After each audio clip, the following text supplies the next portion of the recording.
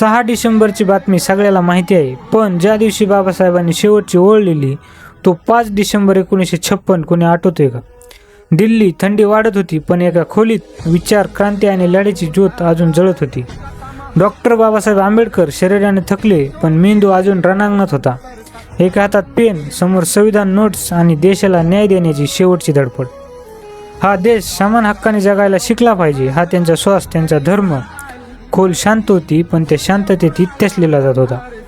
शरीर मोडत होतं, पण आत्मा म्हणत होता अजून काम बाकी आहे. 5 डिसेंबरची संध्याकाळ, कागदावर शेवटची ओळ, एक दीर्घ श्वास आणि दिवा मंद झाला. तो दिवस साधा नव्हता, तो कर्माचा शेवटचा दिवस होता. आणि दुसऱ्या दिवशी 6 डिसेंबर आपल्या डोळ्यात पाणी आणणारा दिवस ठरला. पण बाबासाहेब गेले नाही, त्यांचा विचार आजही युगांना जागा करतो.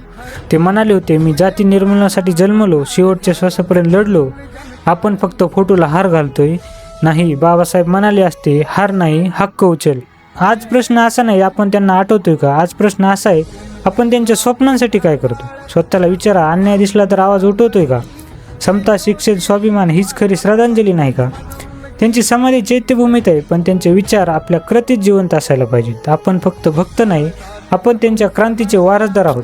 चल आजच एक शपथ घेऊया, जिथे अन्याय दिसेल तिथे आपण उभं राहू, जिथे भेदभाव दिसेल तिथे आपण आवाज बनवू. त्यांनी आपल्याला संविधान दिलं, आपण त्यांना न्यायपूर्ण समाज देऊया. जय भीम.